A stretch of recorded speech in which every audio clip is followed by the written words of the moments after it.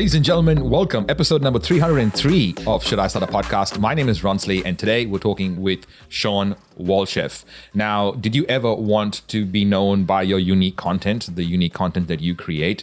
Do you think it's easy for certain people to make content, but not for you? Well, this episode is going to change all that. And the focus is on you creating content that motivates a village to join your crazy dream. This episode will give you the foolproof framework to create a unique show that grows your business. In this episode, you will learn how to create a unique podcast, but also how to make it profitable and work for your business. You'll learn how a barbecue restaurant became a media brand, and we'll take a deeper look at the technologies available to small business owners that we're not really using the way we can. We answer a question on how to tell your own story and rethink your content by focusing on your truth and your crazy dream, as well as how to motivate a village and do the reps. We will talk about how to storytell using your smartphone, and we talk in depth about curiosity, how to use it to be unique and trustworthy in your business content. All this and more on this week's episode of Should I Start a Podcast? Make sure you listen all the way to the end, because I'll break down this episode to give you 3 small steps that you can execute right now to help you take this listening experience into an execution experience. Also, if you know a business owner that needs to hear an episode on why a podcast is the best business development tool, please share an episode with them. Pretty please. Enjoy the show. Indicator 1, this is launch control. Please advise when pre-flight checklist is complete. Indicator 1 to control. Pre-flight is complete. All indicators read green. This is Should I Start a Podcast? A show for business owners looking for tips, tricks, and ingenious hacks when it comes to growing a business using their podcast. This is your host, Ronsley. He's interviewed more than 1,400 people and has been listened to over 5 million times in 133 countries. A TED speaker, author, and a podcast purist who believes that we can use our voices to grow our business and our influence. You know, because every conversion in any business always happens in a conversation. And now, Ronsley.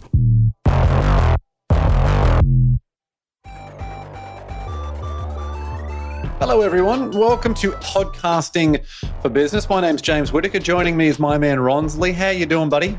I'm extremely well. I'm actually having fun preparing for this show. Thanks for indulging in our experiments. In this Podcasting for Business show, as you can probably guess, we're showing you how you can grow your audience, how you can get more clients and create a leverageable asset out of your podcast. So if you're a business owner, hopefully you can use things like what we'll go through today. Ron, today's tactic, I'd love for you to give us a little bit of an insight into what we're going to cover today and why you think that's important for people with their business and podcast.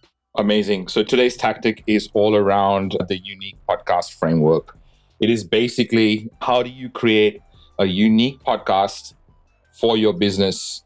And the idea is to make it unique and profitable, where you're growing your audience, you're growing your leads and opportunities and clients, right? So what does that look like? And the reason for these tactics are so that you can understand the thinking behind the concept. So not just say, okay, this is why you should create this type of a show. It's more like, well, this is the thinking behind why you should create this type of show. So it is something that I feel the more we do these tactics, the better I get to understand the concept I'm trying to explain. So unique and profitable podcast, if we want to create that, there are 2 things that need to occur. The podcast needs to be based on your truth, and it needs to be for your business. Hence the profitable part is for your business, and you make it unique. You got to base it on your truth. Now, we'll get into what your truth is in a different conversation, but the 2 things that need to happen. So unique and profitable podcast, base it on your truth and create it for your business. If you don't base it on your truth, you base it on other people's truth. So that's the opposite. And if you don't do it for your business, you obviously land up doing it for yourself. So what does that land up looking like if you break it down? If you land up doing it for yourself and you base it on other people's truth, it is just a learning podcast. Selfish is a hard word here, but it's the learning, it is the training wheels. This is the learning podcast where even comedians do this, right? Even famous comedians always started off copying their idols. So you're basing it on other people's truths and you're doing it for yourself. So you're creating a learning podcast. If you're doing it for yourself and you're basing it on your truth, it is a hobby podcast because there is no follow-up. You land up having pod fade because there is no money coming in and it lands up becoming about you, but there's no service or impact for that podcast. If you create a podcast for your business and you base it on other people's truth, it's just another business copycat podcast, and you see them a lot. And it's something we all want to avoid. It is based on good intentions, but they don't work. And it also leads to pod fade. You've got to create it for your business and base it on your truth. And your truth is unique to you. It is your experience. It is basically how you see the world. Yeah, that is today's tactic. Love it, Rons. Unique and profitable podcast. Who doesn't want one of them? I think that was fantastic. Have we got Shawn on the line? We have Shawn on. There we go. Look at that. Great to see you, my friend. Shawn, for those who don't know, is the founder of Cali Barbecue Media. He's a podcast host, business coach, restaurateur, and an all-round expert when it comes to growing your business. Shawn, it's so great to see you. Thanks for joining us today. To kick things off, what's the problem that you wanted to solve with your business, and why did it fall on your shoulders to do it?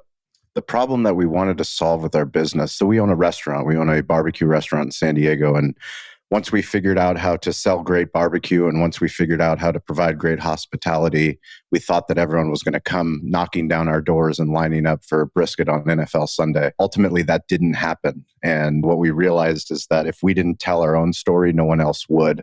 We were hoping that people from newspapers, people from the local media, people from magazines would find out. And then ultimately that didn't happen for us. And once we started embracing the thing that's in everyone's pocket, the smartphone and all the apps that are on there, and starting to get uncomfortable and sharing content on Facebook, and then it was Yelp, and then it was Google, and then it was our website. And eventually we found podcasting, and podcasting really took us to the next level. It turned us into a media company. So we are Cali Barbecue Media, and we have 2 podcasts, 2 weekly video podcasts. Now we have sponsors. I can't keep up with the amount of sponsors that keep coming to us. So I'm not even going out to them, but they are coming to us because we are speaking our truth and we are following our business thesis. And it's given us wild opportunities that we never thought possible. Shawn, it's such a pleasure to meet someone who believes in podcasting as much as we do. And we've had these conversations before, and especially someone who loves food as much as I do. So when you think about how you've made the jump, right? You've made the jump from food, which is a very traditional way of having a business, and then you've joined it with the online world. What were your biggest learnings, do you think, like from making that jump, and how did you make that a media company? So it's a great question. It gets to the heart of our first podcast, which is called Digital Hospitality. Digital hospitality is our thesis, and our thesis is that every business needs to be digital first, and every business needs to be in the hospitality business. The competitive advantage that we have as restaurant people is that hospitality is in our DNA. So one of the things that we do great in real life is taking care of people and making memorable moments. What we found once we started sharing our story online and figuring out all the different technologies that were available to small business owners for people to find your business and interact with your business was that a lot of business owners aren't good at hospitality online. So if we could transfer what we did in real life, if we could do that on Yelp, on Google, on Facebook, on Twitter, then we would stand above so many other small businesses. And it's been our ongoing thesis. And it's something that we teach other small business owners and restaurant owners all the time. Shawn, you mentioned something at the start there, which was so impactful. You said, if you don't tell your own story, no one else will. I think anyone out there who is resisting the idea of putting out content about what it is that you do, who you do it for, and those types of things is leaving a lot of opportunity on the table. For people out there who have recognized, cool, I'm at the point now I want to tell my story. I want to start putting a lot of content out there. They want engaging content, obviously. Any tips for people in terms of helping them create engaging content or telling their story? Yeah, the biggest tip that we can say is be the show and not the commercial. The problem is everyone wants a commercial for their business. We want to have a commercial on Super Bowl Sunday that puts us in the best light, shows off our barbecue restaurant, how great we are, how great our brisket is, how great our team is. But ultimately, that's not what the internet wants. The internet wants truth. The internet wants you. One of the crazy things is business owners, all the people listening to this show, all the people that will consume this content, you can't be a business owner if you're not great in real life at convincing people about your crazy dream. If you are not great at convincing people in real life about your crazy dream, you won't have a business. You won't get funding. You won't convince your wife. You won't convince your spouse. You won't convince the people around you. You won't motivate a village. Ultimately, you do that in real life. But when it comes to the internet, when it comes to voice, when it comes to audio, when it comes to images, when it comes to words on the internet, people get scared. And they can't be scared. You have to learn how to do the reps. Because if you don't post that first video, you'll never make a great second video. If you don't publish that first podcast, you'll never make a great second podcast. But it's taken us 5 years to the point till we monetized our podcast. That's a long journey. But I can tell you, I would never do it otherwise. And I tell every business owner how valuable it is because this is early. Shawn, I love your energy. And I love the fact that you talk about the things that are really important rather than the tactic, right? The tactic is this shiny bicycle that we all want to ride because we know how to ride it. And the heart and the reason behind all this stuff comes what you just mentioned, because when someone is a business owner and they're kind of doing this dream of theirs, hearing that hopefully makes a big difference, because I've been in business for a while and me hearing that makes a big difference. So thank you for that. The question I wanted to get to was, you speak a lot about using your phone in terms of capturing audience. I'd love for you to talk a bit more about that. And how do we start to think about using our phone? How do we start to think of the basics? I mean, yeah, we know it has a camera, but then what do we do with it? So we talk about what we call smartphone storytelling. We take for granted. My son was born on June 29th, 2017, and I was in the hospital with my wife. She's the hero of our family. It was very significant, my firstborn son. And I was on Google searching what significant has happened on June 29th. And I found out that June 29th, 2007, 10 years prior to that, was when the first iPhone came out. Now, I talk about that a lot on our podcast when I go and I speak to other business owners, because it's not a long time ago. 2007 is not a long time ago. And we take the technology that we have in our pocket for granted. My grandfather's from Bulgaria. He immigrated over here. He would write a letter to his sister that would take 6 months and cost close to $100 to get to Bulgaria, the other side of the earth. I married a Bulgarian woman. My wife is on Viber every single day in HD with her grandmother in the village for free. So it's like, we have the technology to do this stuff, to podcast, to publish video content, to write blogs. And back to the tactics are understanding that if you don't learn how to do it, somebody else is going to learn how to do it. And someone else is going to get the opportunities that are in any product category. For us, back to our story, we have so many sponsors that want to pay for content for us. And all we're doing is documenting things in our restaurant that most restaurant owners wouldn't talk about. So we're talking about the technology in our restaurant. Toast is a title sponsor of our show. They're our point of sale partner. We made a Toast unboxing video the same way that my 4-year-old son watches kids unbox Hot Wheels, monster trucks.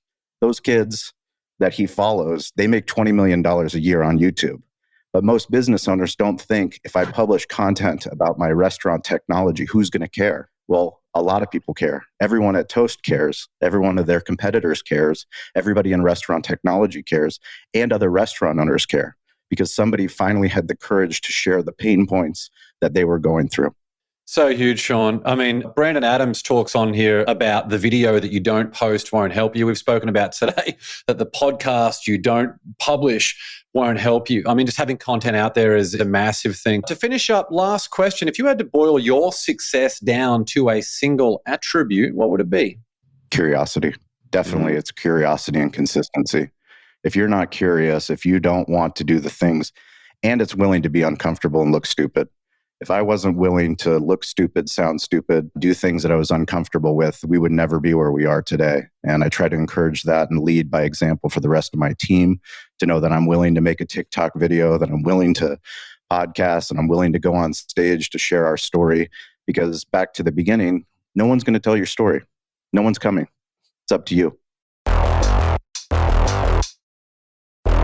Hey, this is Sandy Waters. I'm a radio host for over 20 years and help people sound better on their podcast. I'm on the inside of We Are Podcast members, or as we like to call it, the Whamly. If you were thinking about growing that business using your podcast and your online presence, come join us on the inside. I would love to meet you. James and Ronsley, they coach us to get those recurring results in our business. If you want that roadmap, which we all follow to get those recurring results, you can download Download it at roadmap.wearepodcast.com. Now, here's Ronsley.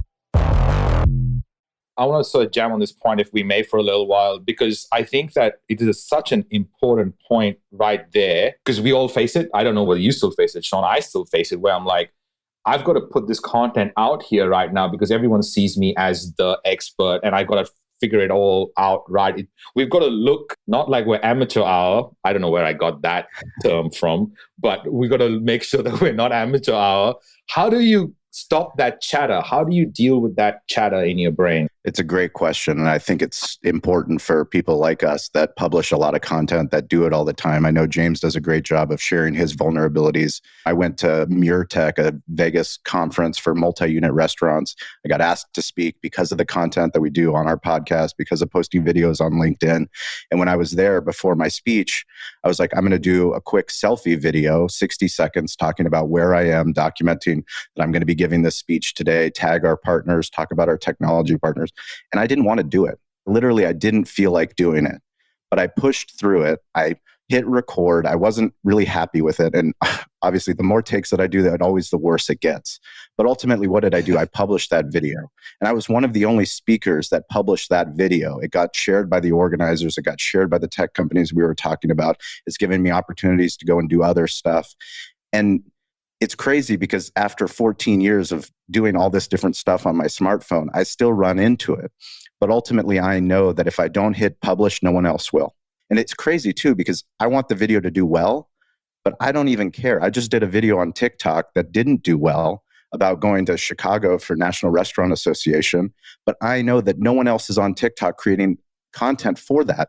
So eventually, at some point, someone's going to search that hashtag, and guess whose video is going to come up? It's going to be me. Guess who's going to be answering that sponsor email? It's going to be me. How do we do content with you? How do we pay you to be there? How do we pay you to be on your show?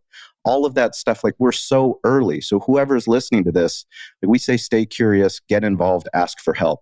You guys are the best because you're literally creating the framework where business owners, they are given the answers. Like, you guys, you have done so many incredible things. You've made the mistakes and you're willing to help these business owners get to the point where I am.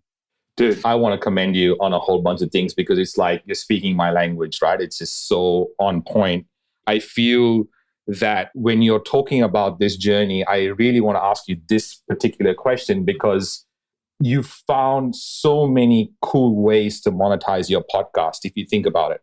Like, you found all these different avenues from media that you started to create. When you think of your podcast and you think about ROI, what are the different ways that you get a return on your investment from your podcast? I mean, to be honest with you, it's a great question because we get asked all the time. You guys get asked all the time, what's the ROI? And the ROI is opportunity. What pulls me out of bed every morning? I will do podcasting for the rest of my life. I believe in storytelling more than I believe in anything. Every single person that on earth that is in a village, if they sell food, they can learn something from my podcast. And it's up to me to find the biggest, the brightest, the best people on earth to help share the story of what has been able to give us a voice. Every single story has a voice. Every person in every village has a voice. And if they find the content, this is the greatest time ever to be alive and to be in business. Yeah, we haven't even touched on relationships and the expertise that you get by preparing for these interviews and everything else. I mean, the opportunity that is created from that, Shawn, as you said, is so impactful. Everyone is trying to calculate the ROI of that right now. But it's more like, what would you pay to have access to literally billion-dollar opportunities 5 years, 10 years down the track? I mean, I've been on podcasts now for about 4.5 years. I've had my own podcast for just over 3 years. I feel I've had things that have transformed my life like nothing I've ever seen before. And I feel like I'm scratching the surface of the benefits and opportunities that come from having a podcast. So I think you're absolutely spot on. Shawn, where is the best place for people to go and learn more about you apart from calibarbecue.media, which everyone should go to right now? Yeah, easiest place is at Shawn P. Walchef, ShawnPWalchef on Instagram, TikTok, LinkedIn. You can follow our podcast at Restaurant Influencers or Digital Hospitality. But yeah, we love what we do. We're always happy to help. And anybody that's a podcaster, we believe a rising tide lifts all ships. That's why we love the work that you guys do. You give so generously to the podcasting community and to the business community. So whenever you need anything, you let us know. Thank you, bro. Thank you. Thank you for doing this with us. I love it, Shawn. What an absolute legend. Thank you so much for being here today. Go and connect with Shawn on all of those channels that he mentioned before. I want to just mention something here as well. He said, if you don't tell your own story, no one else will. If you don't tell your own story, no one else will. I think that's so impactful. Let's now move into the big mistake. The mistake that we're covering today is mistake number 16. Now, mistake number 16, you might be thinking, where the hell does that come from? Well, Ronsley and I have compiled, we've been very hard at work behind the scenes, compiling the 70 biggest mistakes that business owners make with their podcast. Today, we're covering mistake number 16, which is having poor or no follow-up with your guest once the interview has been completed. Now, if you've been connected with me for a little while, or you've seen me speak in person or anything like that, you will know that relationships are the biggest thing for me. I mean, I talk about relationships constantly, and I think they are the biggest thing that you need to focus on in your business. And you have to recognize that when it comes to this mistake, once the interview has been completed, you have to realize that your relationship with the guest begins well before the interview takes place. Now, if you don't manage that relationship respectfully from the first touch point, then they're not going to want to follow up with you anyway. So make sure you're focused on playing the long game with your guest from the very first touch point. So how do we go about doing that? Let's go through a few tips right now. The very first one is, rather than reaching out cold, get your introduction to a prospective guest on your show through a mutual friend. I don't think I do anything at all that's cold. Anything that I do, I always try and figure out, what am I going to do to make sure it's a warm connection? It's just so much more authentic. I don't know about you, but I get spammed constantly via email, LinkedIn, Instagram, even text messages. They've invaded that final frontier of text messages, so I get a ton of those. So you don't want to have these cold things. People are increasingly suspicious, and they got bullshit detectors that can spot these things from a mile away. So if you get an introduction to a potential guest on your show through a mutual friend, that starts the entire process off on the right note. That can be done through an audio message that someone can send. It can be done through a text message. It can be done through an email. Whatever it is, do all you can. Don't be lazy on this first point. Do all you can to make sure that you get that connection through a mutual friend. Next step from there is making sure, if possible, that you can do the interview in person. Something I love about Ronsley, he was over here a few years ago, and I traveled with him down to San Diego. He did so many other amazing interviews. I was just sitting there watching this podcast master just do his thing, interviewing all these amazing people. And it was really great just to be able to see that and the rapport that comes from having that in-person human connection. Now, with COVID, the last 2.5 years, of course, we've had to shift things to Zoom and Squadcast and Riverside, doing those things remotely. I am moving my show as much as possible to be almost exclusively done in the studio in person. So if you can do that in person, you have a much better connection. You get a few minutes to chat before the recording starts. You can even walk them to their car afterwards as well. You can see their rapport and their body language. We know that 93% of communication is nonverbal. So if you're doing this audio only, you're missing out on a huge opportunity to build that rapport and establish a true connection with your guest. Next, it's important to prepare diligently for every podcast. Now, someone might say, well, how would you know if you've prepared diligently for that interview? Well, if the person turns around and says, great question, and they've been interviewed on hundreds of podcasts, that's when you know that you've asked a good question. Or if they say to you, you know this material better than I do, that's when you know that you've done your job. I've interviewed people like John Assaraf and Keith Ferrazzi, and to have them say, pause, I just want to acknowledge you that you know this material as well as I do, if not better. It's amazingly gratifying as an interviewer to hear that. So preparation is a whole other subject. We won't go into that in detail right now. That's actually mistake number 50. So make sure you stay tuned to the Podcasting for Business show, and we'll cover that on an episode upcoming. Just make sure that your questions that you're asking your guest reflect your preparation as a host and your talent as an interviewer. So that's making sure you prepare diligently. Next is making a list of ways that you can help them. So what are some ways that you can help them? You could connect them with someone else in your network who they're not connected with right now, who you think could be a valuable connection for them. You can figure out some ways to help them make money. Now, in episode 1 of the Podcasting for Business show, we had Brandon T. Adams come on the show. The way that he was able to build his network celebrities from the TV show Shark Tank, like real world entrepreneurs, billion-dollar founders. He was trying to figure out what he could do to make those people money. He did an amazing job at that. So connecting them with other people who could be valuable connection for them, making them money, giving them access to interesting opportunities that they might not know about that further their mission. That's something else you can do. Even if they've got a book coming out, you can say, look, I want to buy 20 copies of your book, or what can I do to help get your book into as many hands as possible? Or are you doing a book launch in my city? What can I do to help? Even if they don't take you up on it, they will really appreciate that you've gone out of your way to try and add value to their lives and further their mission. Another thing is to share a heartfelt thank you before you hit the record button and let them know how impactful their work has been on you. I've done that a number of times with the guests who have come on my show, and it just starts off. Leading with vulnerability is really important. And when you're thanking them for how they were able to shift you away from being in a spot where you were desperate to grow, and a resource they provided, like a keynote that you saw them give on YouTube or in person, or a book that you read, or a podcast that you listened to, moved you away from that spot and catapulted that growth that you needed. It's a really great way of being able to have that vulnerability so they feel validated and want to help serve your audience as much as they can. Another way that you can do this is to ask your guest during the show, what are you working on now that excites you the most?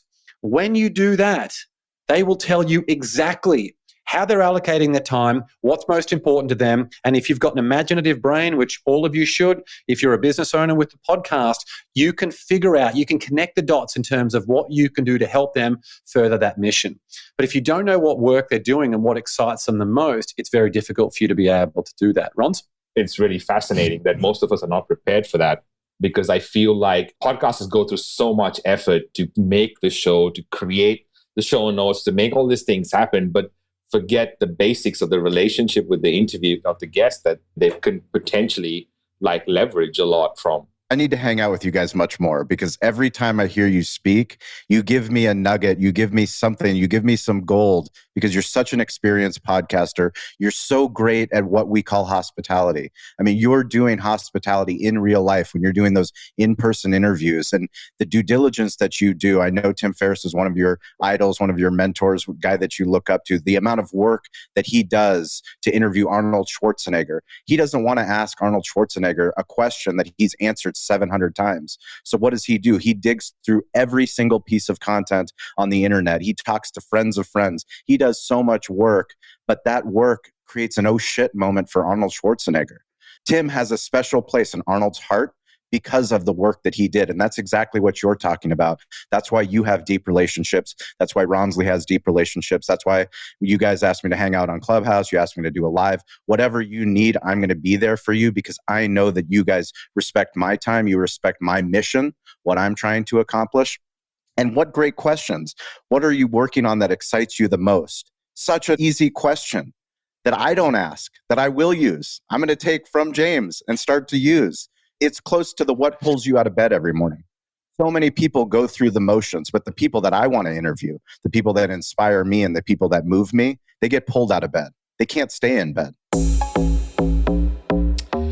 How amazing is Shawn? If you want a list of all those mistakes that we brought up in the show, go to mistakes.wearepodcast.com and get your copy. But now that you've listened to this episode and you want 3 small steps to execute that will help you create unique content for your business, here they are. Number 1, how do you do things? What's different about you? What do you do in your business every week? Capture this, make a list. You are taking the things you do for granted, and I guarantee you that you will find unique things in the way you do if you start looking for them. Number 2, find out what others are doing to make their content. Look around. Use this as inspiration. Use this as not starting from a blank page. Don't use this to copy and paste. This will give you different ideas and allow your imagination to work. Number 3, list your traits and values before you start creating. What do you believe in? After you have your values and your traits, then separate the creation from the editing and the publishing. What I mean by that is create separately, edit separately, and publish separately when you're making your content. What you pick as your strategies to grow will depend on where you are at in your business. So I hope you decide what is best for you to make sure you are more profitable and more impactful with your business. If this is the first episode you've listened to all the way to the end, or if you're a regular, thank you. I love that you're here. Check out our back catalog on shouldistartapodcast.com. Subscribe to the show, please, and give me a review and rating. It really helps me get found by the people that I love to talk to. If you're a business owner and want to join others just like you in a group where we share tactics and ideas on what's working for us when it comes to using our podcast in the best possible way, go to wearepodcast.com/group. It is free. And We Are Podcast 2022 is happening this year. It's all on growth. For the latest announcements on Australia's first podcasting conference for business owners, join the free group, wearepodcast.com/group. Stay tuned next week where we are going to talk with Tina Tower, who has used her podcast and content to create a multi-million-dollar micro business in less than a year. You heard that right. We cover lots, including the amplified way to make content for all platforms in only 1 hour a week. So don't forget to subscribe to the show to get that episode as soon as it gets released. Until then, much love. All right. So you still till the end. You found this useful and you have a business or you have a podcast and a business and you kind of want to make it work for you and grow your business using this podcast. Well, you know what? That's something that I have helped thousands of people do and thousands of businesses do in different forms, through an agency in a one-on-one fashion, through a conference, in a group, and obviously in courses and stuff. So please, I want to be able to give you something that you can use to get recurring results in your business using a podcast. We call it the Recurring Results Roadmap.